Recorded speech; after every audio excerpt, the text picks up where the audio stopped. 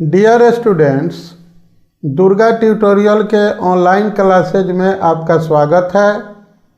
हम आपको आगामी परीक्षा को ध्यान में रखते हुए ऑब्जेक्टिव क्वेश्चन और आंसर्स हिंदी का 12th क्लास के लिए पढ़ाने जा रहे हैं। 12th क्लास के पहले हम आपको गद्य खंड का ऑब्जेक्टिव क्वेश्चन आंसर पढ़ाएंगे, फिर पद खंड का पढ़ाएंगे। आपकी जानकारी के लिए हम बता दें कि गद्य और पद खंड के सारे चैप्टर का लेखक परिचय या कवि परिचय, उसके कविता के भावार्थ और गद्य खंड का सारांश, पाठ सारांश, जो आपको लॉन्ग क्वेश्चन और शॉर्ट क्वेश्चन के लिए इम्पोर्टेंट है, उसका वीडियो हमारे चैनल पर उपलब्ध है।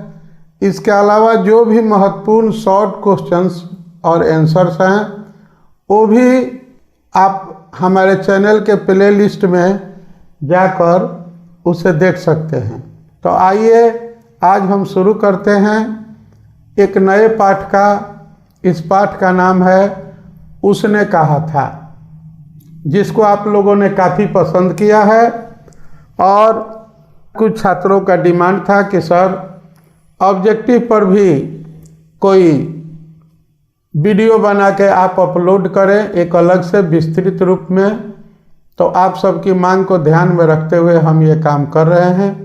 आइए, आपकी मुलाकात अब पहले प्रश्न से हो रही है। प्रश्न आपको स्क्रीन पर नज़र आ रहा है। उसने कहा था कहानी के कहानीकार हैं। आपको 4 ऑप्शन दिए हुए हैं: चंद्रधर शर्मा गुलेरी, बाल कृष्ण भट्ट, भगत सिंह और उदय प्रकाश। आप बाल कृष्ण भट्ट जो हैं वह बातचीत के लेखक हैं, सही सोच रहे हैं। भगत सिंह का एक निबंध और एक पत्र है। उदय प्रकाश की रचना नहीं लगती है। तो आपने जो सही सोचा है कि इसका आंसर ए होगा, यानी कि चंद्रधर शर्मा गुलेरी। बिल्कुल सही आंसर आप पकड़े हैं। अब हम आगे बढ़ते हैं, मिलते हैं दूसरे प्रश्न से। उसने कहा था कैसी कहानी है? ये तो कहानी है, लेकिन कैसी कहानी है?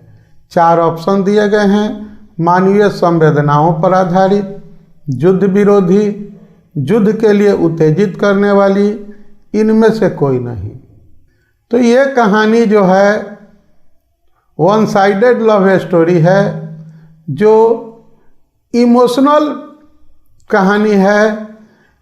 एक छोटी सी बात पर वो मोहब्बत का जो वास्ता देती है कि कभी तूने मेरी जान बचाई थी बचपन में, आज मैं तुमसे उसी मोहब्बत की वास्ता देकर तुमसे अपने शौहर और बेटे की जान की सलामती मांगती हूँ। और लहना सिंह अपना जान देकर भी जो है अपनी प्रेमिका के पति और उसके बेटे की जान की हिफाजत करता है। इसलिए हम कह सकते हैं कि यह कहानी मानवीय संवेदना पर आधारित कहानी है। आगे बढ़ते हैं। कीरा सिंह कौन था? लहना सिंह का भाई, लहना सिंह का चाचा, लहना सिंह का भतीजा, लहना सिंह का साथी। ये रहा आपका सही आंसर, लहना सिंह का भतीजा। आगे बढ़ते हैं। हिंदी की पहली श्रेष्ठ कहानी कौन सी है? एक टोकरी भर मिट्टी, इंदुमती, उसने कहा था, इनमें से कोई नहीं। इसका सही आंसर होगा उसने कहा था। आगे बढ़िए। चंद्रधर शर्मा गुलेरी किस युग के कहानीकार हैं? भारतेंदु युग के, द्विवेदी युग के, प्रेमचंद युग के, इनमें से कोई नहीं। सही आंसर है प्रेमचंद युग के। आगे बढ़िए। गद्य का विकास किस काल में हुआ? आदिकाल, भक्ति काल, रीति काल, आधुनिक काल। प्रश्न को एक बार और देखिए। गद्य का विकास किस काल में हुआ? आदिकाल में, भक्ति काल में, रीति काल में, आधुनिक काल में। सही ऑप्शन है आधुनिक काल। आगे बढ़ते हैं। उसने कहा था कहानी कितने भागों में बटी हुई है? 3 भागों में, 4 भागों में, 5 भागों में, 7 भागों में। सही ऑप्शन है 5 भागों में। किसी कहानी को महान कौन बनाता है? कहानी का उद्देश्य, कहानी की रचना शैली, कहानी की घटना, इनमें से कोई नहीं। यानी कि एक कहानी हिट किसके बल पर होती है, कौन उसको ग्रेट बनाता है? 3 ऑप्शन है आपके पास। कहानी का उद्देश्य, कहानी की रचना शैली, कहानी की घटना। सही ऑप्शन होगा कहानी का उद्देश्य। आगे बढ़िए। चंद्रधर शर्मा गुलेरी की कहानी कौन सी है? आपको किसी लेखक या कवि की रचना भी पूछी जाती है। चंद्रधर शर्मा गुलेरी की कहानी कौन सी है? जूठन, रोज, उसने कहा था, तिरिच। सही आंसर होगा उसने कहा था। आगे बढ़ते हैं। गुलेरी जी का जन्म कब हुआ था? आपको हम शुरू में भी बताए हैं।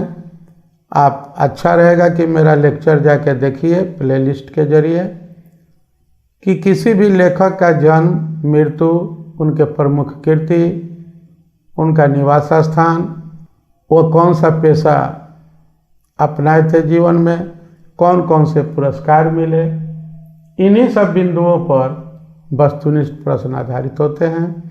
तो 7 जुलाई 1783, 7 जुलाई 1883, 9 जुलाई 1803, 9 जुलाई 1903। 1903 तो होगा नहीं। आगे बढ़ते हैं। सही ऑप्शन है 7 जुलाई 1883। आगे बढ़िए। सुखमय जीवन किनकी कहानी है? बालकृष्ण भट्ट की, चंद्रधर शर्मा गुलेरी की, ओम प्रकाश वाल्मीकि की, इनमें से किसी की नहीं। ये देखिए, कभी कभी डायरेक्ट रचना का नाम न पूछकर जिस रचना के आप लेखक के बारे में पढ़े हैं उनकी अन्य रचनाओं पर प्रश्न जो है पूछ दिया जाता है। यह प्रश्न भी उसी टाइप का है।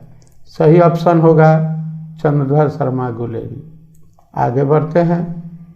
उसने कहा था कैसी कहानी है?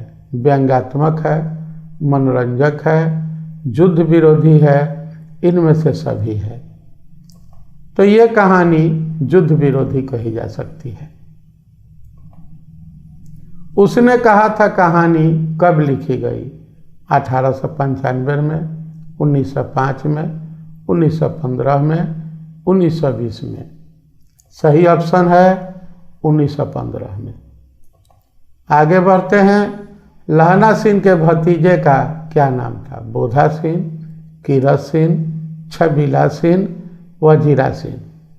सही ऑप्शन होगा कीरत सिंह।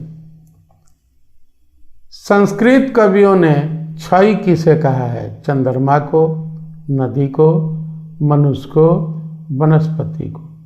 यानी कि संस्कृत के कवियों की भाषा में क्षय किसे कहा जाता है? चंद्रमा को, नदी को, मनुष्य को, वनस्पति को। सही आंसर होगा चंद्रमा को। इसी के साथ हमारा आज का लेक्चर समाप्त होता है।